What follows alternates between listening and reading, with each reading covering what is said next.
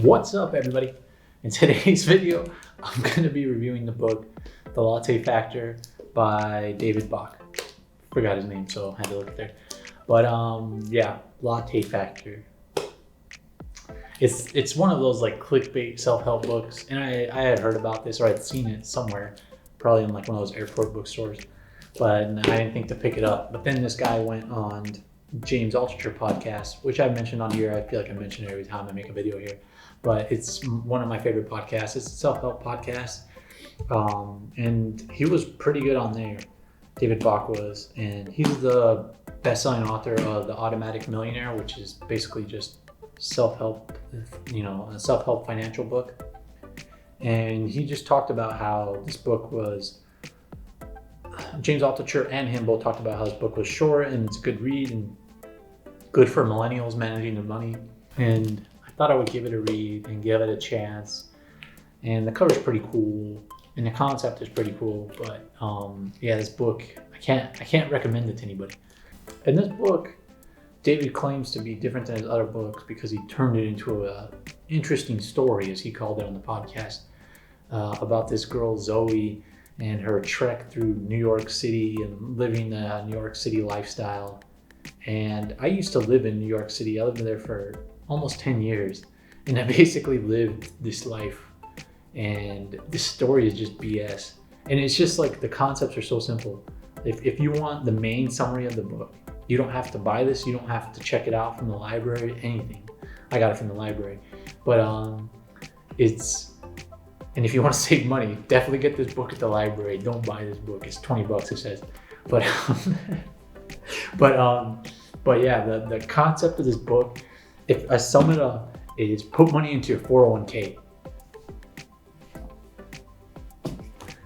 To me, it's like, what? Like, put money in my 401k? Like, dude, if I get a job and I start that job, you normally just your 401k is like automatically turned on, and he like shows you the math of compounding interest. You know, there's a million people with compounding interest. Warren Buffett, all these people talk about compounding interest, and they just make careers off of it.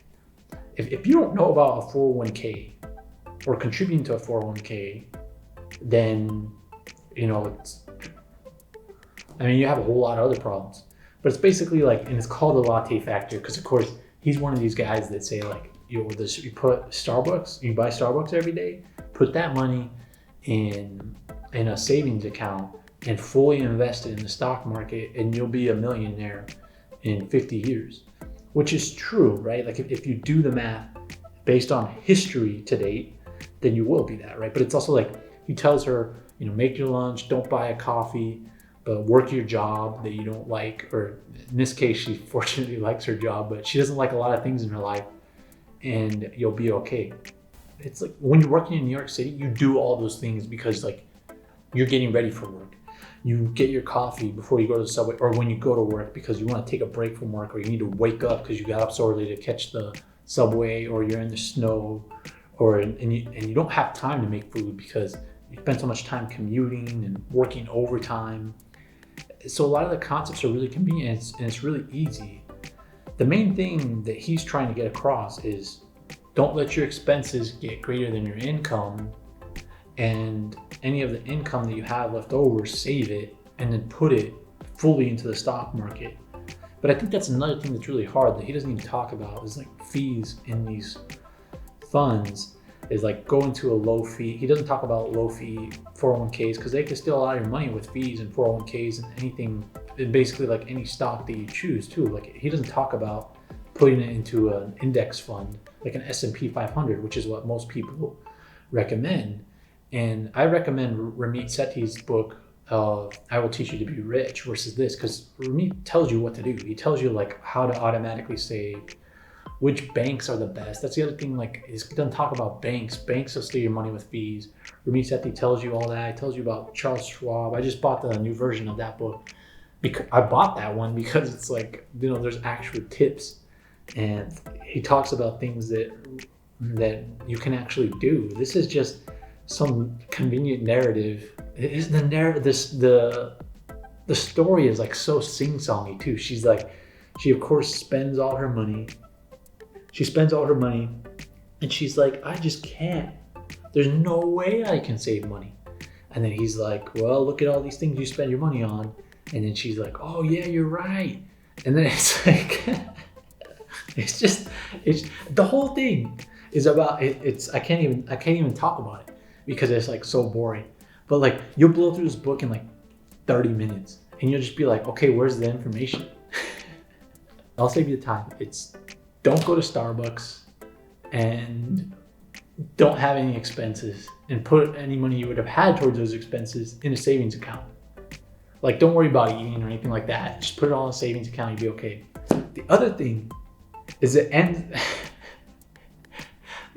I recommend not reading all the way to the end because at the end, then there's like all these charts which are good. And in the end, it shows you like if you're older than 20 years old, you realize like, oh, I could have saved way more money than I did. If I did, I would have way more money now. Because like, I didn't save when I was early because you spend all that money just trying to live. But also like you don't think I'm gonna flip this 100% into the stock market, which most people think is risky, but it actually turns out it's not as risky as you think. But it's just becoming more popular now. It's more well known that it's not as risky if you put it into these low index funds. But it's like, so it talks about that. But then he ends the book like the afterword talks about how he like made his fortune or how he made his money. And let me let you in on the secret. He didn't do the things in this book. The place where he got the ideas for this book and then the other book is his grandma. His grandma was the saver.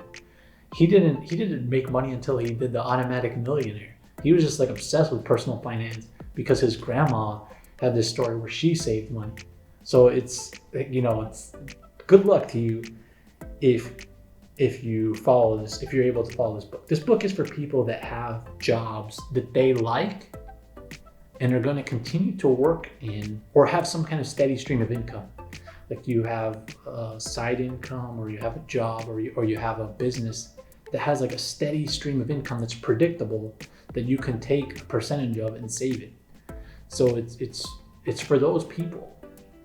So like but the problem is a lot of people don't like their jobs. And he only addresses that a little bit here. So it's like, it's hard to stay in a consistent job with a steady stream of income that's predictable and to keep your expenses in a predictable pattern because you have to move. You might have to buy a house. The house goes underwater. You have too many expenses from, refurbishing your house or anything like that, or your food expenses go up, or you have an unexpected mistake. But it's still good. No, I understand what he's saying. Like it's still good to save.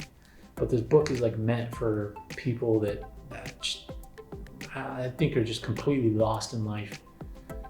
I don't know. Like I don't know who this book is. I don't know who the target audience for this book is, to be honest. This review is probably too long for as big as this book is. But this book was not good. This book was not good. It's just, I just can't. I don't understand these personal finance people that make a living off of. I feel like there's 5 million of them, right? They are like, don't go to Starbucks. Put that Starbucks, throw it in the trash, and put that money in your bank account, and then don't have any expenses. And then it's like, okay, what are you saving the money for? Like, you're gonna become a millionaire in your 50s, but you've conditioned yourself to never spend money. So why would you need $5 million at your 60? What are you gonna spend it on? And then the other thing is, I don't know. So what are you gonna spend it on? You're not conditioned yourself to anything. You're gonna just continue to save it. You're just gonna never spend it. So yeah, that's my review of the Latte Factor. You can skip this one on my permission, or you can just get it from the library like I did and read it in one sitting. All right. Thanks for watching. Like this video and subscribe.